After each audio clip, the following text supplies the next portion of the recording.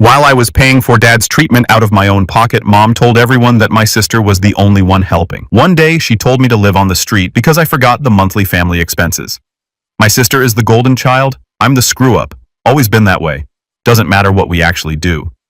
My dad worked 40 years as a machinist. Came home with metal shavings in his boots every night. When I told him I was doing cybersecurity consulting, he said, "That's good, son." Never understood tech, but trusted me. Mom, different story. I'd find screenshots on her phone from support groups, messages about difficult adult children, Facebook posts about family sacrifice. Things go wrong, she blames me, then posts about how hard everything is for her. Bridget's a dental hygienist. Mom posts about her independence. I run a cybersecurity company with actual revenue. Mom tells me I'm playing computer games in their basement. One example tells you everything. Bridget moved home to save money. Mom didn't charge rent. I visited for holidays. Mom said I should contribute to groceries. Dad tried to push back sometimes, but Mom shut him down fast. I moved out for good at 22 after I got my first tech job. Kept things mostly low contact with Mom, but I still saw Dad regularly. Lunch talking about nothing, staying connected. Then, January 2024, Dad got diagnosed. Stage 3 pancreatic cancer. Aggressive chemo every 2 weeks. Someone to manage appointments, insurance, medications. The oncologist laid it out cold. 12 rounds of Delfino CA, 19 to 9 levels they'd monitor weekly. Potential Whipple procedure if the tumor responded. Translation? Brutal treatment, constant. Blood work, zero room for mistakes on the medication schedule. Mom called crying, "Your dad needs you. Please come." I floated other options first. Home health aide rotating schedule with Bridget, even a part-time caregiver. Mom shot all of it down. Family handles family, she said. Translation, free labor she could control. I moved in with one boundary. I'm here for Dad, not for family politics. Bridget stayed in her apartment, visited once a month, brought coffee, took photos, posted them on Instagram about fighting this together. Mom acted like she was Mother Teresa. I was there every day managing medications, coordinating with doctors, handling insurance, driving to appointments. The logistics that kept Dad alive. Mom called it sitting around the house. Here's what she didn't know. I run a cybersecurity company, penetration testing for financial institutions, all remote revenue, steady enough that I wasn't checking my bank account before buying groceries. But to Mom, I was refreshing job boards while Dad suffered. 2 weeks in, Mom cornered me in the kitchen while Dad was sleeping. "Since you're doing so well with your computer thing, you can help keep the house afloat." Not asking, telling. I looked up from my laptop. Middle of a security audit report for a credit union in Dallas. Medical bills are piling up. "You're here anyway. How much do you make? Dad's care is handled. How much? What's in your savings? You got cash flow or nah?" She crossed her arms. "You're a grown man living under my roof. If you're doing as well as you claim, prove it. You're not auditing my life. Drop it."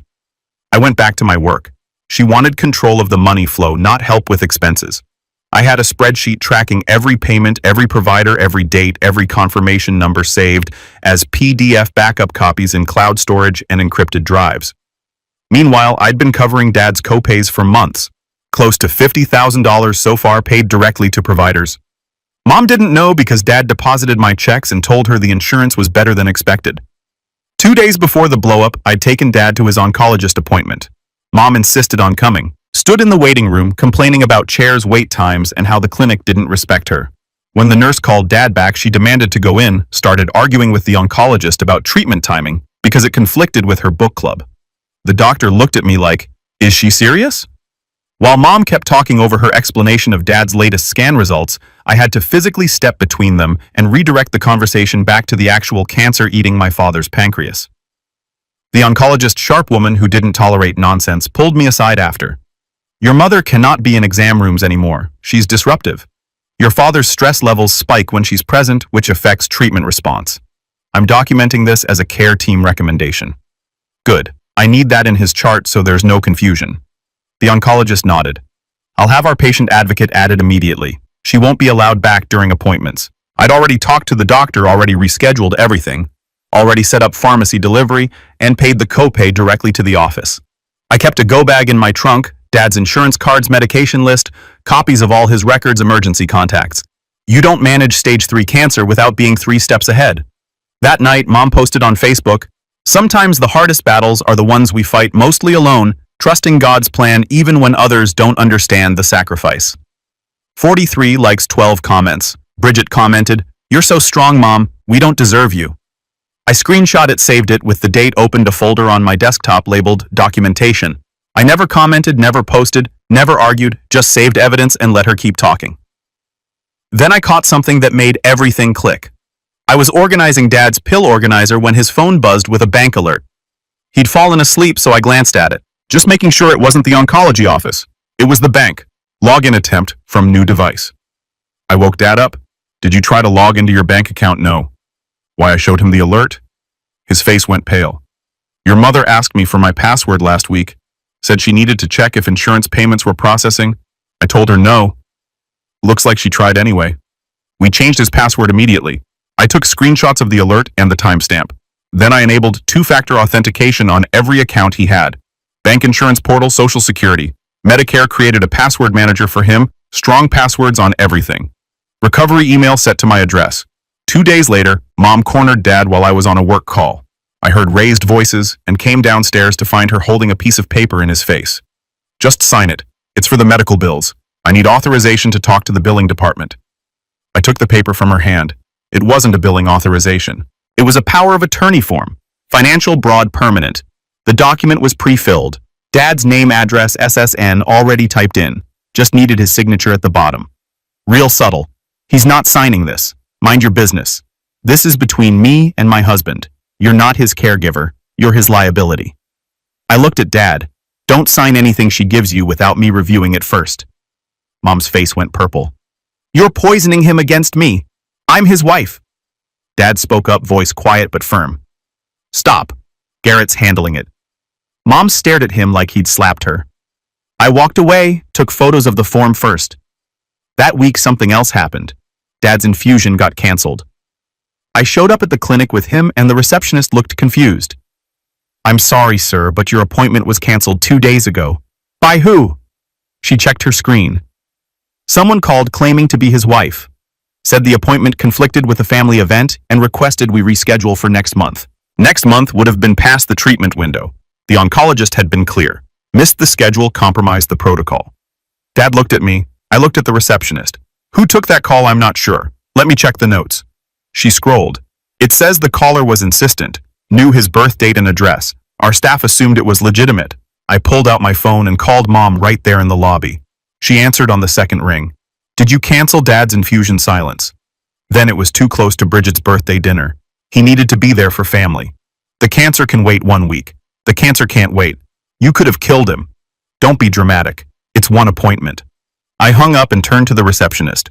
"I need to speak to your patient advocate immediately, and I need this documented in his chart.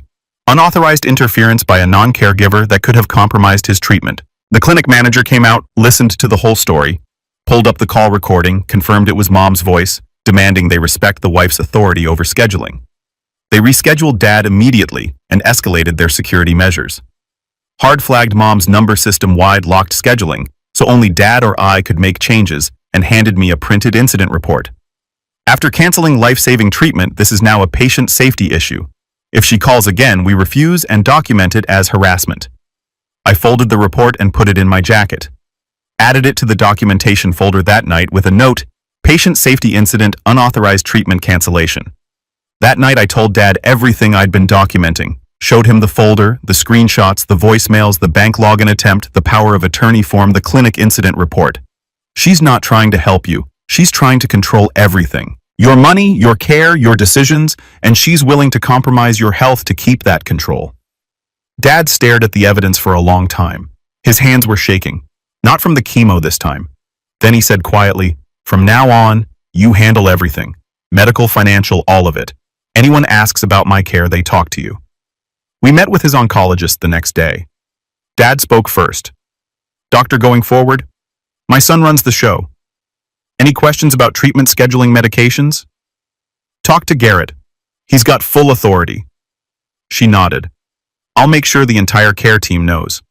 Got the HIPAA authorization and healthcare proxy signed, witnessed, notarized, completely legal, completely documented." Dad was competent. His doctor confirmed it in writing, and Mom was now shut out of all medical decisions. The oncologist printed 3 copies of everything. One for Dad's chart, one for me, one for Dad to keep. She also added a clinical note. Patient demonstrates clear decision-making capacity and has chosen his son as healthcare proxy due to ongoing family conflict that has negatively impacted treatment adherence. When she found out, she lost her mind. Mom's face was tight with rage when she told me to leave. We were at their kitchen table. Same scratched laminate where I'd done homework for 12 years, same chairs that squeaked, same fluorescent light buzzing overhead like it had a grudge. You think you're special? Mom's voice was shaking, spit flying, face red.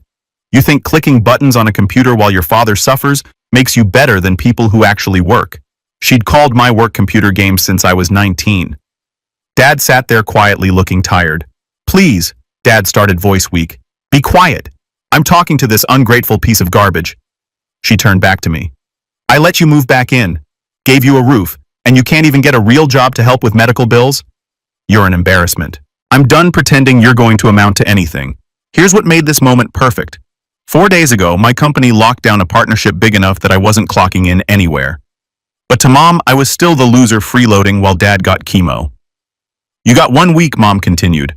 1 week to show me proof of employment at a real job. I'm talking manufacturing warehousing, something with a time clock and a boss who can fire your butt, something that pays actual money for your father's treatment, something with pay stubs I can verify. I got this weird calm feeling like everything just went quiet. No, you're not getting pay stubs and you're not touching his care. If you interfere with his treatment again, you'll be trespassed from the clinic and reported. I looked at Dad. We're leaving tonight. Mom's eyes went wide. What, pack his stuff? We're done here. You can't just, Dad, you coming with me or staying? Dad's face showed relief. He nodded. I'm coming with you. Mom's face went purple. You're not taking him anywhere. This is my house. He's my husband. Your house, Dad bought this place in 1998. Your name's not on the deed. Never has been. I stood up. Dad, let's pack your medications first. Everything else can wait. I walked to the door while Mom screamed behind me. You ungrateful brat! After everything I've done, you can't do this. He's my access to the... She caught herself, stopped mid-sentence. I turned back. Your access to what? Her face went blank. She knew she'd slipped. Nothing. You know what I meant. You're taking away my husband. That's kidnapping. But we both knew what she'd almost said. Access to Dad, to the narrative, to control over his care and his finances. She'd built her whole victim story around being the suffering wife with the useless son. And if Dad left with me willingly, that whole story collapsed. You wanted me gone. Fine. But Dad needs actual care, not whatever performance art you're doing on Facebook. So he's leaving too. It took me 40 minutes to pack everything Dad needed. Medications went in a cooler bag with ice packs, temperature-sensitive stuff for the neuropathy. I grabbed his oxygen concentrator, portable tank, blood pressure cuff, thermometer, medical records went in a folder, clothes in a duffel. His favorite pillow, because hospital pillows suck and sleep matters when you're fighting cancer. Mom followed me around the house, narrating my betrayal to nobody in particular. Dad sat in his recliner quiet, watching me pack with this look of relief, like he'd been holding his breath for months. The porch light was still on when I helped Dad to my car. I got Dad settled in my Audi A5, fully paid off, nice enough that Mom would have called it wasteful, and drove him to my condo downtown. My place in downtown Austin sits on the 27th floor with windows overlooking the river. Not cheap, but worth every penny. Mom thought I was sleeping in their guest room full-time, not spending 3 nights a week at my own place when I needed to escape. She probably thought I was sleeping with 3 roommates. I got Dad comfortable on the couch with water and his pills. Stay here. Rest. I'm going back for your medical records and clothes. Lock the door. Don't answer for anyone but me. Be careful, he said quietly. Your mother when she's angry. I know. That's why I'm documenting everything. That night, Mom called and I didn't answer. She left a voicemail. Garrett, it's your mother. You kidnapped your father. I'm calling the police. You stole him from his home. He needs me, not some selfish child playing house. Bring him back immediately, or there will be consequences. We need to talk about money and your father's care. The phone bill is due. I'm canceling your line anyway. Perfect. Threatening to call police when Dad left voluntarily, demanding we talk about money. Like she had any say, I immediately transferred my number to a business account under Apex Systems LLC as a business expense. Done in 5 minutes. Next day, my sister Bridget texted, Bridget, Mom's been calling me nonstop and crying. What the heck did you do? I took Dad to my place. She kicked me out. He chose to come. You can't just take him. He needs his wife, not his loser son who couldn't even hold a real job. Interesting take from someone who visits once a month. Screenshot save. The next morning, I got a call from Dad's oncology office, with the nurse sounding stressed. Sir, your mother called 3 times this morning, demanding to know where your father is. She's threatening to report us for patient abandonment. We need to clarify the situation. He's with me. He's his own patient and chose me as his caregiver. I have his HIPAA authorization. She has no legal authority over his medical decisions. We understand. We just wanted to document this clearly. Your mother was very aggressive on the phone, said she'd sue us for letting you steal him. She also demanded we tell her how much you've paid for his care. We obviously can't disclose that. Document everything she says, every threat, every accusation. I'm building a file on her interference with his medical care. Already done. The social worker flagged her weeks ago. This latest call about wanting financial details when she has no authorization, that's concerning behavior. Good.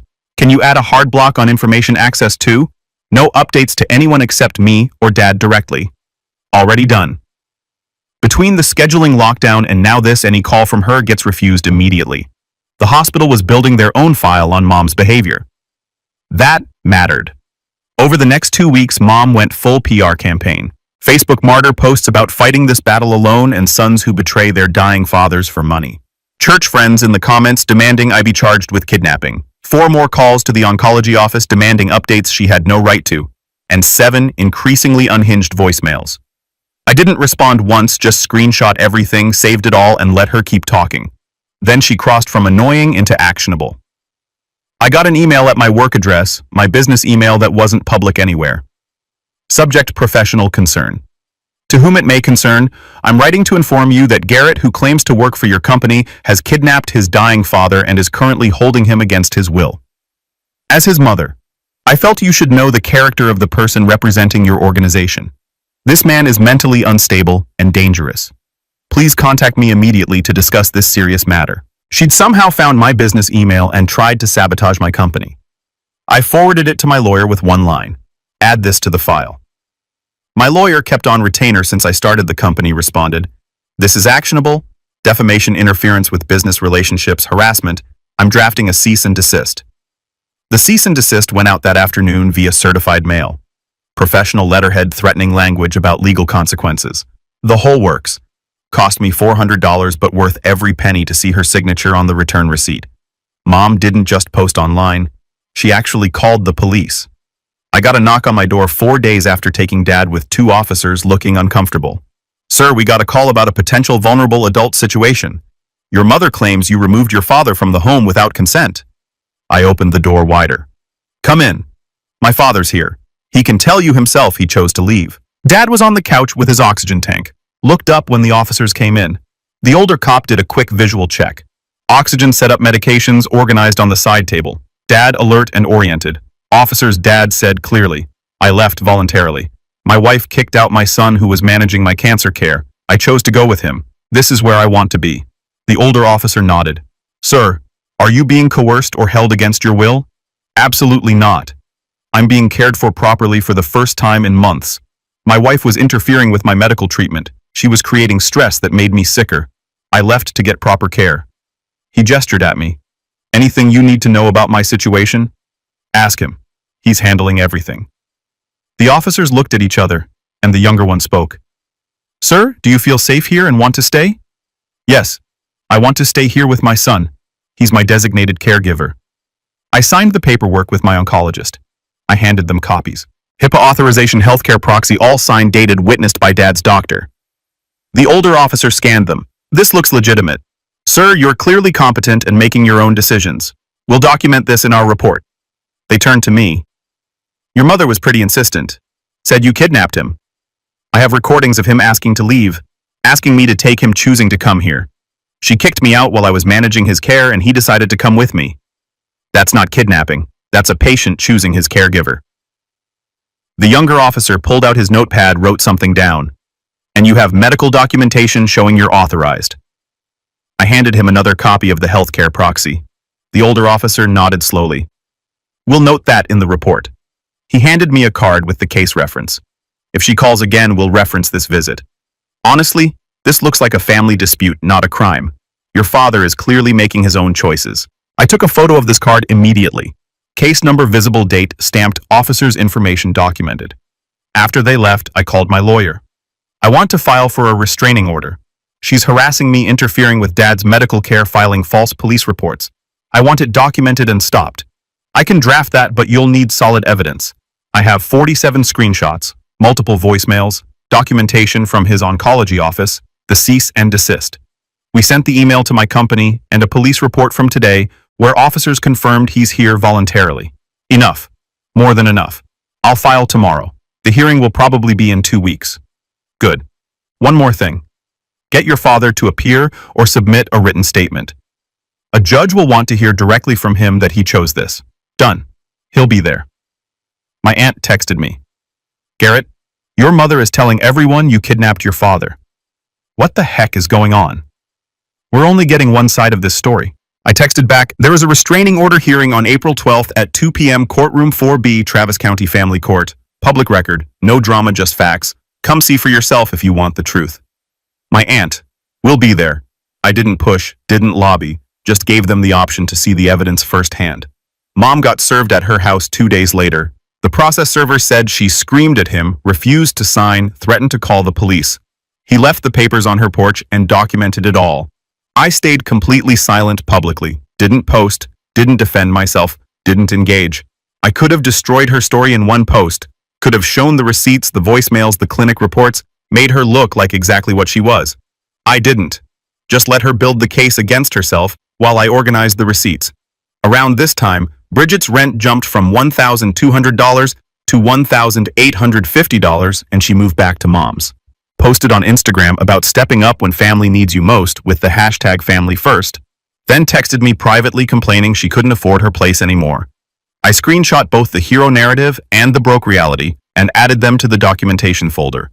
Meanwhile, Dad had other plans. I took him to see an attorney, not for drama, just to lock everything down properly while he still had the energy. We spent 2 hours in that office going through paperwork. Dad updated his will, named me as executor, changed all his beneficiary designations on accounts and insurance policies. We did a comprehensive financial power of attorney, a living, will advanced healthcare directives, the whole stack. Then came the property piece. Dad pulled out the house deed, his name only same as it had been since 1998. Mom had lived there 20 plus years, acting like she owned it. But paper doesn't lie. I want Garrett on the deed with me, Dad said. If something happens, it goes to him and I want him handling property decisions now. The attorney drew up the paperwork. Dad added me to the deed as joint owner with survivorship rights.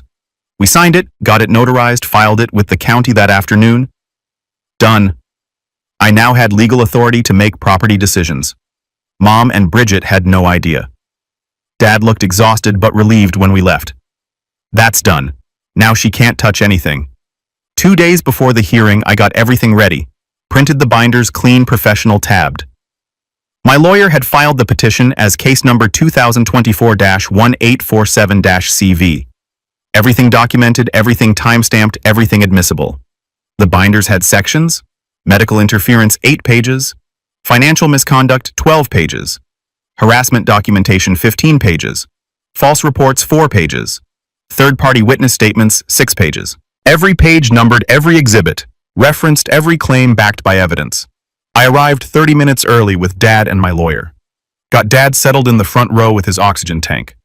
My lawyer had 3 binders ready, professional, organized, devastating. At 1:50 p.m., my aunt walked in, then my uncle, then my 2 cousins. They sat in the back looking confused and worried. At 1:55 p.m., Mom arrived with Bridget and her lawyer, cheap suit guy who looked like he'd been hired 3 days ago. Mom saw me and her face went red. Saw Dad and her face went white. Saw our relatives in the back and her face went purple. She hadn't expected an audience. The bailiff called us in. All rise. The judge was a woman in her 60s with a no-nonsense face and reading glasses. She looked at the case file and sighed. Petition for protective order based on harassment, medical interference, and false police reporting. She looked at Mom. Ma'am, you're the respondent. Yes, Your Honor. This is a misunderstanding. My son took my husband. We'll get to that. She looked at Dad. And you're the patient? Yes, ma'am, Dad said. I left voluntarily. I wanted to be here to set the record straight. The judge nodded. Good. Let's hear the petition. My lawyer stood up. Calm, professional, deadly. Your Honor, The respondent filed a false police report claiming her son kidnapped her husband. The patient left voluntarily with proper healthcare authorization. That's Exhibit A. The hospital documented multiple incidents of her screaming at staff demanding private financial information and attempting to override her husband's choice of caregiver. Exhibits B through D. She also called the oncology office and canceled a critical chemotherapy infusion because it conflicted with a family birthday dinner. The clinic documented this as a patient safety incident that could have compromised his entire treatment protocol.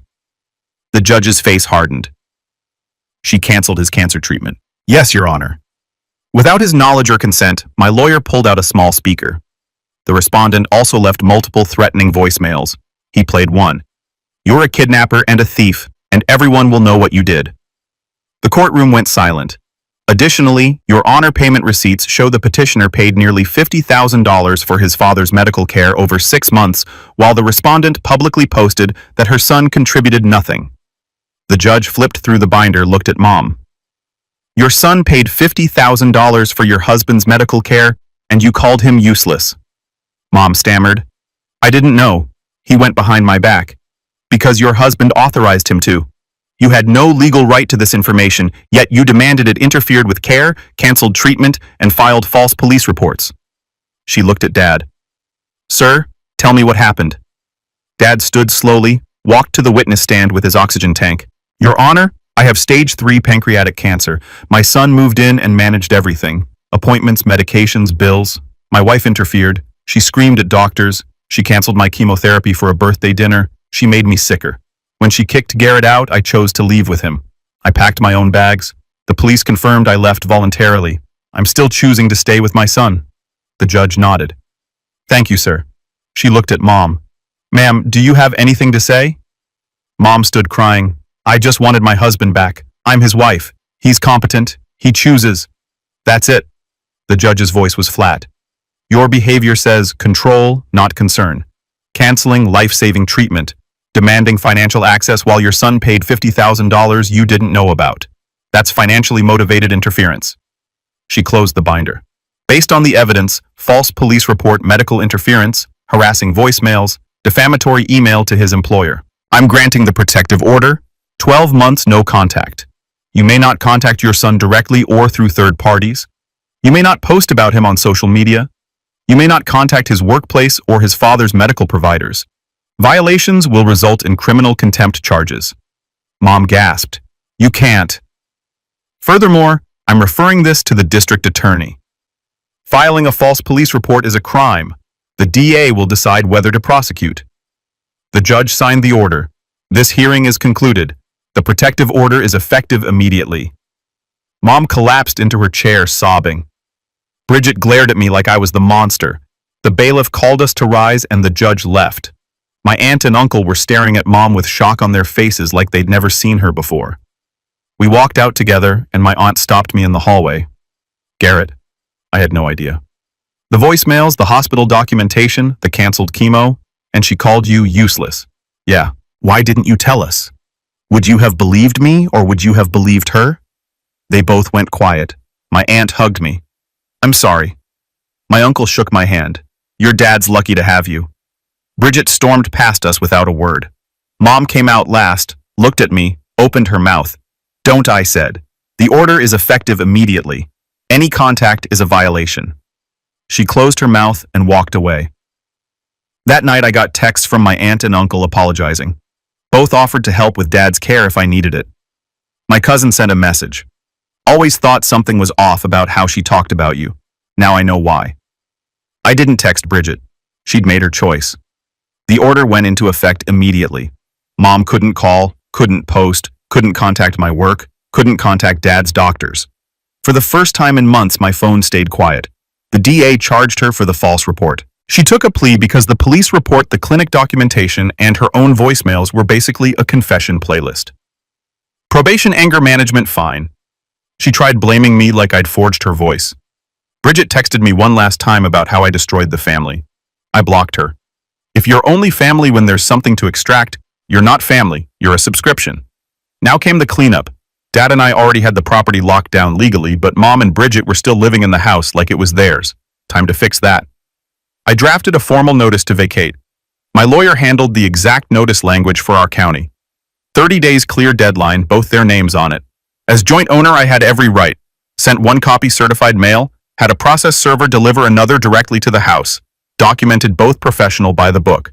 The notice was clear. They had until May 15th to remove all personal belongings and vacate the premises. Failure to comply would result in formal eviction proceedings. Mom and Bridget completely ignored it. Instead, the Facebook posts ramped up. Mom wrote about being forced from her home by a vindictive son about losing everything to greed and cruelty. Bridget posted crying selfies with captions like, "Being punished for loving my family." I didn't respond, just screenshot everything, timestamped it, added it to the file. They kept posting. I kept logging. May 15th came and went. They were still there. I filed the formal eviction paperwork with the court the next morning. Cost me $285 in filing fees. Worth it. The eviction hearing was set for May 28th. I showed up with my lawyer and another binder. Same system, different case. Mom and Bridget showed up with their bargain bin attorney who looked like he'd just figured out what joint ownership meant that morning. The judge reviewed the deed, the notice to vacate the service records, and the timeline. This property is owned jointly by the petitioner and his father. The respondents have no legal claim to occupancy. The notice period has expired. Eviction granted. She set a move-out deadline per the order. Mom tried to argue. The judge cut her off. "Ma'am, this is a property matter, not a family matter. You were given proper notice. The time has expired. You need to leave." Bridget burst into tears. The judge didn't blink. We walked out. I had the signed eviction order in my hand. On May 31st, I changed the locks. Had a locksmith come out, rekey, everything new. Deadbolts, new garage code, took photos of the house.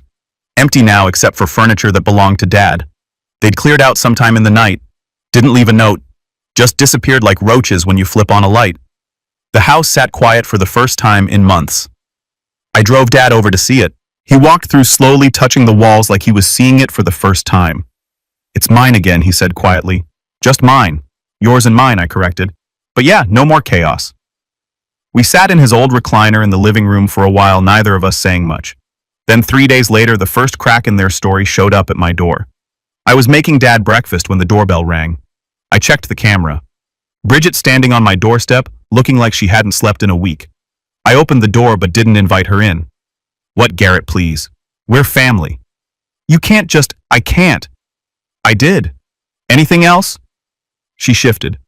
Tears started. "I don't have anywhere to go. My lease is up. I thought I could stay at the house until I figured things out. Not my problem.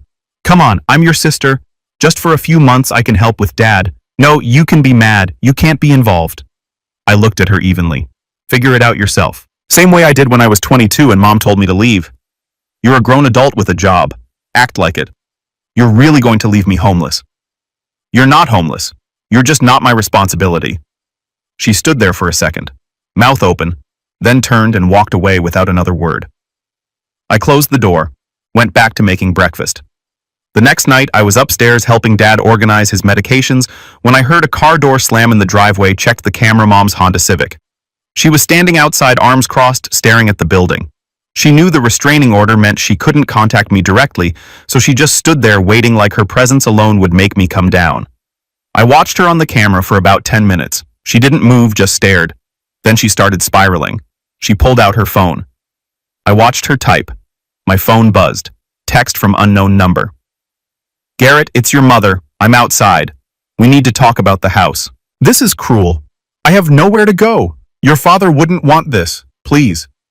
No reply. No yelling. No contact. Just screenshots. Another text. "I know you see me. I'm not leaving until you talk to me. You owe me that much." Screenshot. Time-stamped. Saved. She stood there for another 10 minutes, texting 3 more times, each one more desperate. Then she completely lost it. She walked up to the call box at the building entrance and pressed my unit number. The intercom rang. I let it record her voice. "Garrett, it's Mom. I know you're there. Just let me come up for 5 minutes. I need to explain. The house, the money. I can fix this. We can work this out. Your father needs me. You need me. I'm sorry about everything." "Okay, I'm sorry. Just let me up." Same woman who demanded my pay stubs now sounded like she'd pay cash for 5 minutes of control. I called my lawyer, put him on speaker. "She's here in my driveway. She's texted me 5 times from a new number and just used the building intercom. All recorded, all time-stamped. She violated the order. Call non-emergency, report it. Don't engage with her directly. I called the non-emergency police line, gave them the case number from the protective order, explained the violation, told them she was currently on my property. They said they'd send someone. I stayed upstairs with Dad, watched through the camera. 20 minutes later, a patrol car pulled up. 2 officers. They approached Mom. She immediately started talking fast, animated, pointing at my building. I watched one officer pull out the protective order on his tablet, showed it to her. She shook her head, kept talking. The officer pointed at the text messages she'd sent. Her face went pale. They talked for another few minutes. Then they handed her something. Looked like a citation or a written warning.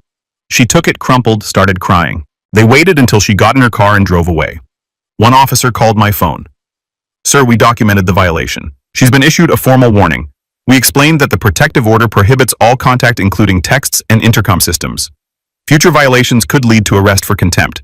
Thank you. I have recordings and screenshots if you need them. Email them to this case number. We'll add them to the report. I sent everything within 5 minutes. Audio from the intercom, screenshots of the texts, video of her standing in the driveway, all time-stamped, all documented.